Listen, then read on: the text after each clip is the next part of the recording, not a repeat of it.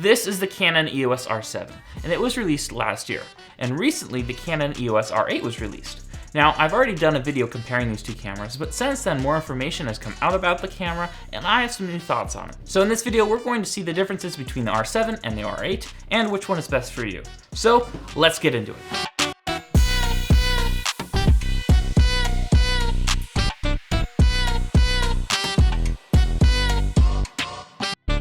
Real quick before we get into the video, if you want to pick up this camera or any of the other equipment I use or talk about, check out the Amazon affiliate links in the description below. If you use them when purchasing a product, it really helps the channel out. So let's get back into the video. So first off, the Canon R7 and R8 are the same price. And this is a little confusing because usually Canon's R series is lower the number, the better the model. So for example, the R5 is better than the R6 and the R3 is better than the R5. And that's kind of how the naming scheme works. The lower the number, the better the camera. So it's interesting that the Canon R7 and R8 are at the same price because it's kind of confusing seeing that the R7 has a smaller sensor than the R8, but has some more professional features. So let's start off with the sensor. The Canon R7 has a smaller sensor than the R8, but the R7 has a mechanical shutter, and this is a huge advantage as it completely gets rid of rolling shutter, which can be a problem with fast-moving objects. Now the R8 eliminates this for the most part by having a new sensor design with almost global shutter, but there still are issues with rolling shutter. Now the R8 also has a first curtain electronic shutter, and this should get rid of all the issues with rolling shutter, but it reduces the frame rate down to 6 FPS instead of the Canon R7's 15 FPS at its full mechanical shutter. Basically, think of first curtain electronic as half of mechanical, as it is just one curtain instead of two. So I usually use full mechanical shutter as it is better. So that is one of the differences there. Now the R7 also has a higher megapixel count. Now this doesn't directly mean more sharpness, as in the pixels are smaller and don't receive as much light as the R8s.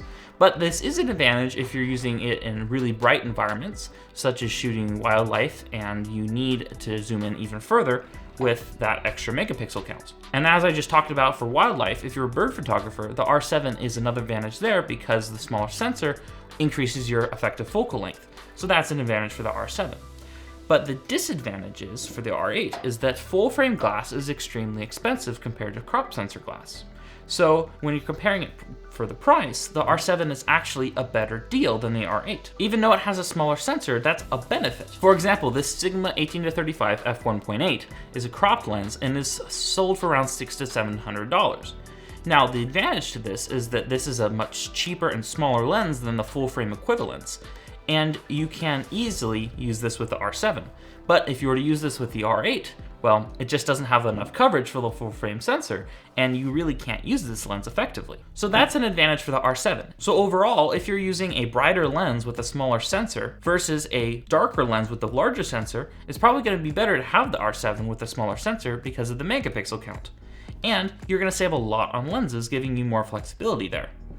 So that's something to consider. I would always recommend going as bright as you can with either camera. Generally f1.8, 2.8 are always good options. So if you want to get the best performance out of your camera, you want to have the flexibility there. But overall, as a total package, the R7 can be a lot cheaper than the R8 because it has a smaller sensor. Now, if you want to get the best low light performance out of these cameras, the R8 will perform better than the R7, but you'll have to spend a lot more on the lens. So I think the R7 is probably the best budget option as it offers capability with smaller, cheaper lenses, and it still will be very good. So as far as the sensor goes, the R7 is probably the winner in this category. If you already have full frame glass, I would say that you should get the R8, but overall I think the R7 is probably the best option considering that it has a higher megapixel count, it has a smaller sensor, which is an advantage for saving money on lenses, and it has a full mechanical shutter to get rid of all the rolling shutter. So overall, for the sensor, I think that a Canon R7 wins in this category. Not on total capability of the sensor, but on price. And one more thing about the sensor that I haven't mentioned yet is that it has built-in stabilization. So what the R7 can do versus the R8 is physically move the sensor, providing more stabilized images. And this is great if you're using a longer exposure time and you don't have a tripod, or if you're shooting video. So that is a great advantage to the R7, and something that the R8 simply just doesn't have. Now the R8 can do stabilization for video, but it's simply a crop in on the sensor. It's not the same as physically moving the sensor. So that's another win to the Canon R7. So now let's move to some of the more practical features. Besides the lenses and the sensors, The R7 does have a couple professional features that the R8 simply does not have. First of which is the battery. The Canon R7 uses LPE6 batteries, which are a larger battery and last a lot longer than the R8's LPE17 batteries. And if you're upgrading from an older Canon camera, you likely already have LPE6 batteries. So, for example, in my use case with the Blackmagic Pocket 6K, I already had a ton of these LPE6 batteries, and that was a great advantage. They last longer, and they're very common. So as far as the battery goes, the R7 definitely beats the R8, as it simply is a larger capacity and lasts much longer. I expect to get at least 2 hours out of the R7. Most of the time I get more like 3 to 4 hours, and if I'm using this camera lightly, just shooting pictures here and there, more like 6 hours. I would always recommend getting at least 2 batteries, but if you get 2 or 3, you should be good for a day in most situations. So that's a big win for the Canon R7. Now the next main difference is very important, especially if you're doing paid work, and that is the R7 has dual SD card slots. Unlike the Canon R8, you can put 2 separate SD cards in the camera and have it record to either one after the other, or I would recommend having it doing redundant. So that basically is when you take a picture on the Canon R7, it writes it to both cards. In case of one card failing, you have the other card. And I would highly recommend, especially for paid work, that you have a redundant card. I've had times where I've recorded videos and there's been issues with the file and I had to re-record it, and that's terrible to have to do, especially if you're being paid to do work and if that job is not repeatable. For example, if you're a wedding photographer, the R7 is probably a must because of that feature. So 2 SD card slots with redundant recording is a huge advantage to the R7, especially for professionals. So that's a great feature and something the Canon R8, again, just simply does not have. Now, the EVF on the R7 is also larger, which is an advantage over the R8, so that's something to consider as well, but it's not a huge difference. The biggest differences, as I talked about earlier, are the sensor, the battery, and the SD cards. Everything about the cameras are very similar. If you use the EVF a lot, the Canon R7 has a joystick, unlike the Canon R8, so that can be a big deal to you if you like using that. I do not personally use the joystick, but it's there if you want to use it. I usually just use the pad, the button pad on the bottom, and the scroll wheel up here, but yep, it has the scroll wheel and the joystick thing right there. So there's that.